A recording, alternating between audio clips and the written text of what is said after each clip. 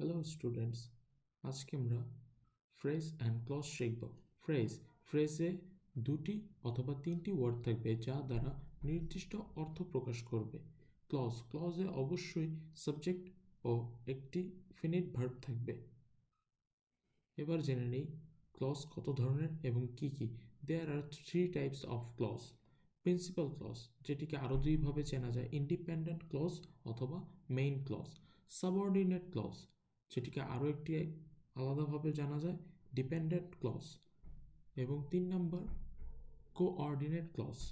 এবার জানি principal clause কি। প্রিন্সিপাল ক্লজ যেই ক্লজে একটি সাবজেক্ট ও একটি ভার্ব থাকবে এবং তা সম্পূর্ণ অর্থ প্রকাশ করবে, এক কথায় অন্য কোনো সেন্টেন্সের ওপর ডিপেন্ডেন্ট থাকবে না। এবার জানবো সাবঅর্ডিনেট ক্লজ, যে ক্লজে সাবজেক্ট থাকবে ও ভার্ব থাকবে কিন্তু সেন্টেন্সটা সম্পূর্ণ অর্থ প্রকাশ করবে না এবং প্রকাশের জন্য আরেকটি প্রিন্সিপাল ক্লজ বা সেন্টেন্সের সাহায্য নিতে হবে, সেটি সাবঅর্ডিনেট ক্লজ। এবার জানবো কোঅর্ডিনেট ক্লজ। দুটি প্রিন্সিপাল ক্লজকে যে কোনো কনজাংশন দ্বারা যুক্ত করে তাই coordinate clause. Example: and, or, but, etcetera. এবার জানব clause marker for subordinate clause. Subordinate ক্লজের জন্য কিছু মার্কার্স আছে, যেমন what, when, which, where, so that, since, as, that, etcetera.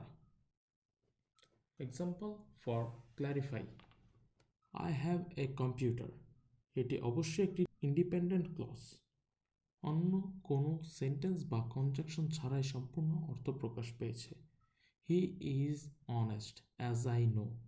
সে সৎ আমি যতটুকু জানি। সাবঅর্ডিনেট ক্লজ, কারণ এখানে অ্যাজ ব্যবহার করা হয়েছে। অ্যাজ ব্যবহার করে দুটো পৃথক সেন্টেন্সকে একই সাথে সংযুক্ত করা হয়েছে। হি ইজ অনেস্ট, সে সৎ। অ্যাজ আই নো আমি জানি।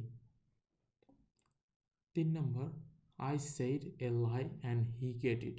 আমি একটি মিথ্যা বলেছি এবং সে ধরে ফেলেছে। কোঅর্ডিনেট ক্লজ, কারণ কনজাংশন দ্বারা দুটি সেন্টেন্সকে একত্র করা হয়েছে।